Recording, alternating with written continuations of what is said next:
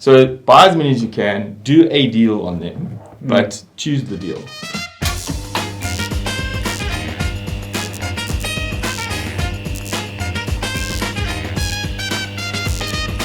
Welcome to the third installment of CarFling's Tail Lights, where we look at the month of September and the performance by the various participants on our online auction marketplace. I've got with me William Miller, who's going to help explain and help us understand some of what we're seeing in the data. But to get started, we're first going to quickly recap on what's going on in the market. So what are from the conversations you've had this month with the rental companies and the dealerships, what's the sort of big theme? Yeah, so I think we must look back to the new cars again. So at the moment, a new car, pricing wise, is very attractive. So they want new cars and sell the ones they've got as quickly as possible. So they're selling them at a reduced rate, and that's causing the pricing to come down. So I mean, if you're looking at an average on a car rental, 12 to 18 months, we're looking at about 85% of trade. Sure. But that's because the new cars are so attractive, and they'd rather have new cars at the right price and then rent them out. Can you imagine what they're going to be worth in a few months? No, it's very interesting. So you mentioned there's a bit of a bloodbath out there at the moment. Yeah, it is. It is a bloodbath in the way that if you can get a 1-year-old vehicle at 85% of trade, what is a 2-year-old one going to cost? So it pushes the values down. So you've got to be careful what you buy, and that's the problem. Moral of the story. Okay, so because the manufacturers overproduced in response to that demand shortage, courtesy of COVID, they're now obviously got a large amount of new vehicles sitting that they need to dispose of. So obviously now the balance of power has shifted, and now the fleet companies have all spoiled for choice, both fleet and rental companies, and now they're trying to actually defleet and shed, their older stock to replace the stock while the prices are good. If they can refleet their stock at a very good price now and rent them out and then sell them in 12 months, the profit margins are going to be more than what they're going to make now if they just try and get to trade. But it's really because there's a glutton of new cars. Yeah. And so downstream of this are kind of all the dealerships and traders who having to be very aware and keep their finger on the pulse in terms of what's happening. So I think it's very, very important to be in touch with what vehicles are selling for.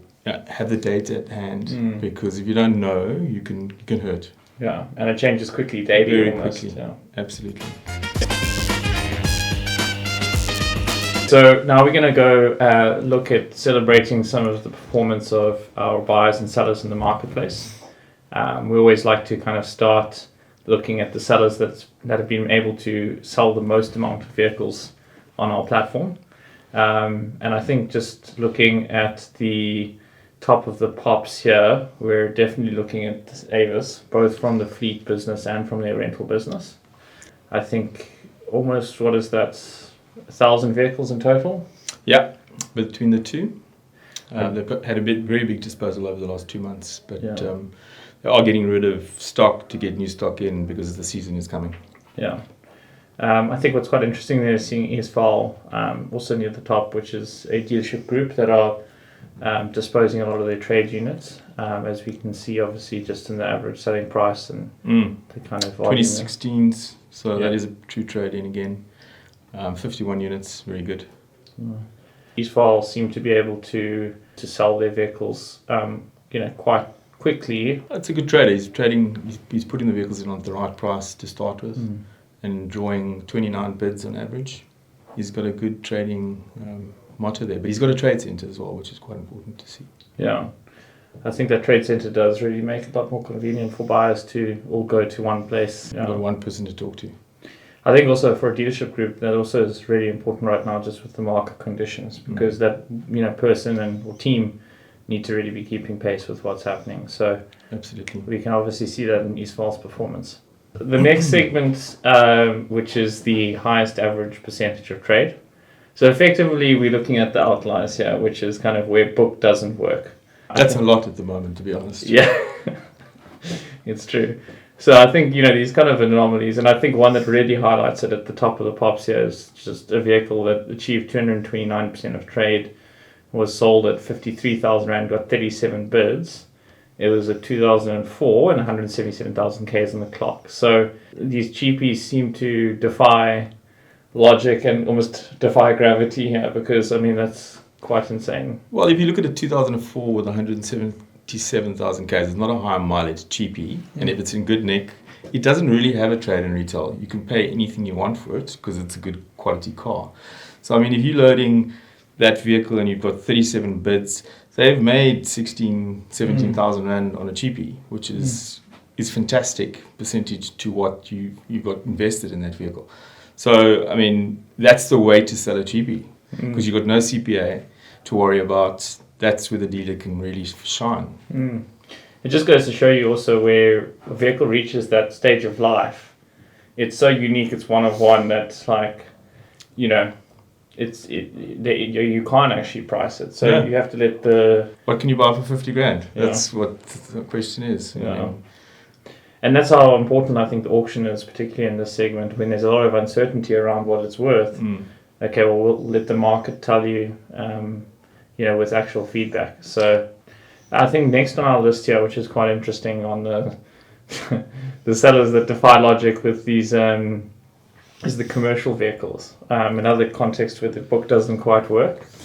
So we're looking at our clients here, DHL, Bidvest, and SANBS, which is the blood service. Yeah. I think in total they've sold almost like 60 or 70 cars there.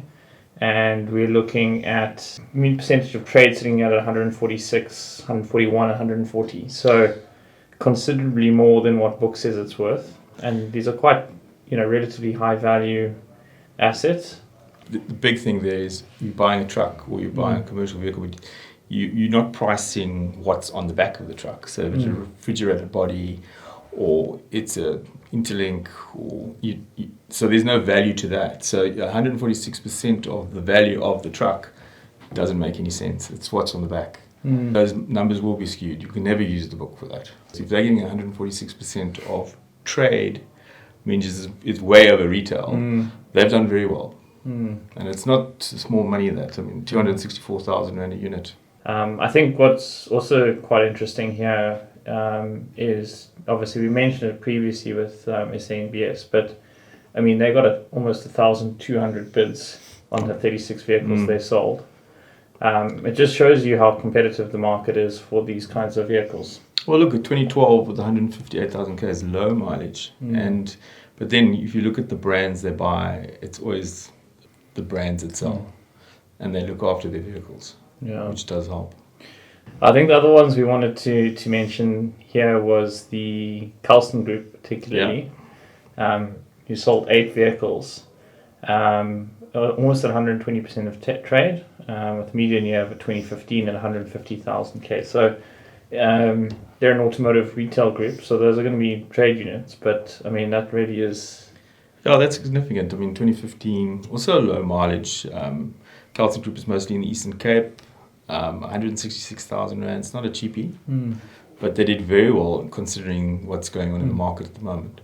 I think what's also quite interesting is, given that they're in the Eastern Cape, the geographic market, there might be a big buyer group, not necessarily locally for those vehicles, but by opening up and exposing those assets to the whole country via the marketplace really does show that, you don't have to just be limited by the traders nearby. Yeah, I was actually there last week and we had this exact discussion. A lot of Cape Town buyers buy those vehicles as well as Durban.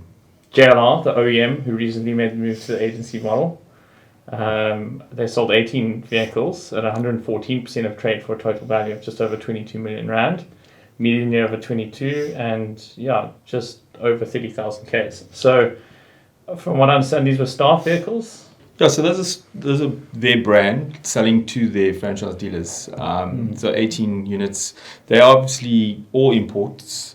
So they've got more stock that just landed. So they've got to replace the company cars. They've started a demo and courtesy vehicles into the group. So you'll start seeing those being sold soon. But I mean, it's a high value vehicle. You don't get a Land Rover for under R1 million today. So at 1.2, that's still a low value. But at 140% of trade shows that the market there is still buoyant. The dealers want that stock. So it's a good quality vehicle with 30,000 Ks, still got balance of motor plan.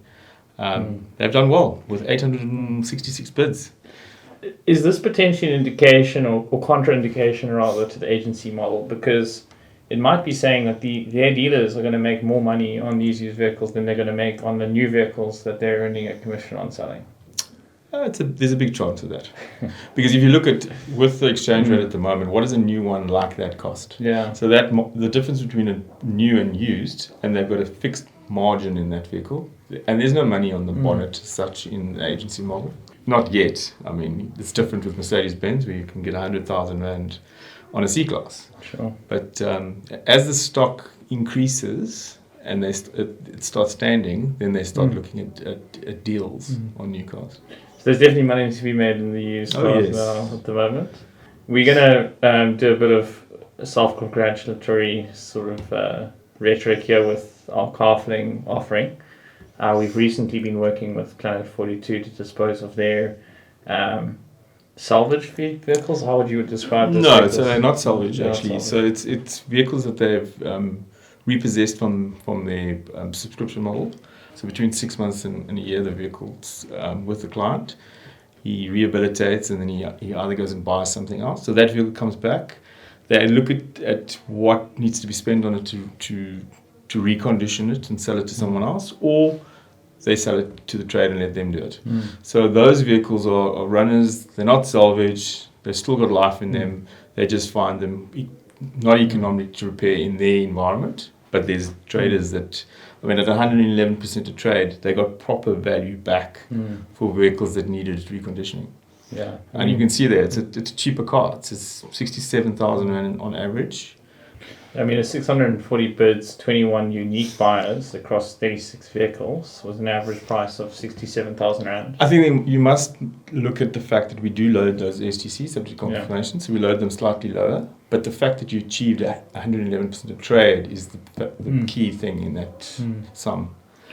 I mean, they've on average about 200,000 kilometers. So it's old vehicle. It's at a different stage of life. Yeah, it just goes to show that there is a buyer for everything. So yeah, we're looking forward to getting some more of those vehicles. We know that Planet42's model is really getting some traction, and they're looking to be able to grow in the next year or two. So we're looking forward to expanding that account and bringing a different kind of stock to our buyers than maybe what they've been used to before. So we're in the highest average sold price. So I think this month particularly is a unique case because we facilitated disposal of those staff vehicles to the JLR network. And we can see obviously that's really pushed the highest average sold price up quite considerably. But I think what's also quite interesting is another OEM that's made moves here in this space, which is Ford. Who sold 198 units in total this month, but only across 6 unique models with an average sold price of almost 400,000 Rand with the median year of 2022. So that's unusual. I mean, both of those OEMs looking to be able to distribute stock to their used stock to their dealer network, but I think for different reasons. What's the backstory behind Ford? Ford is also company cars that have come back. There's also some test vehicles in there, but it's all vehicles that we've sold to Ford dealers. So that's all stock that they will retail in their environment. So there'll be 21s and 22s with low mileage, which still have service plan, warranty. They have they've got to run out in certain brands. I mean, there's no more EcoSports. There was a lot of EcoSports in that batch. I mean, you see the average mileage is 27,000. They didn't achieve great trade values because people needed to do deals.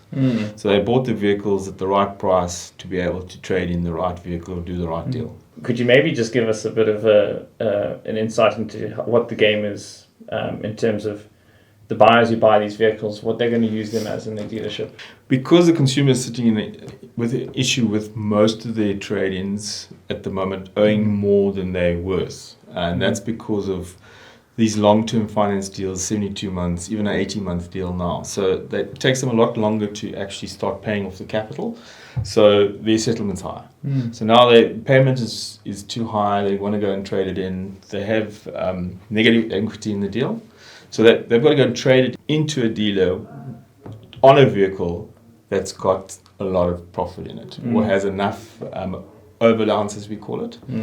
So if you're buying a car at 85% to trade and you can sell it to the bank, because they'll finance up to 115% on the vehicle, you have 25% to play with. Yeah. So that's key to this. Well, key to this thing. Actually, there's 30% to play with. Yeah. But there will be a bit of reconditioning. But you can, at 30% of a 400,000 rand car, you've got a bit of trading OA to use. So you're making deals there. That wouldn't have happened or couldn't have happened otherwise. Yeah. The consumer knows he's in trouble, and the dealer will sell him a deal and say, I can get you out of this if you buy that and that. That's all it is. Yeah.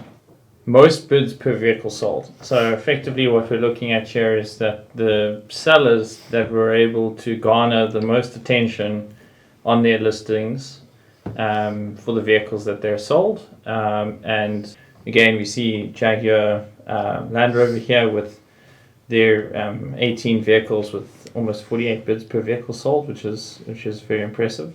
DHL and Bidvest Bank, another one.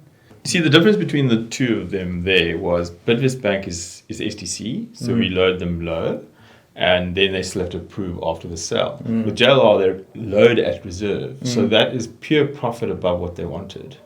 Bidvest needs to get to the residual value. Is it going to be high enough? Yes, should we take it or shouldn't we?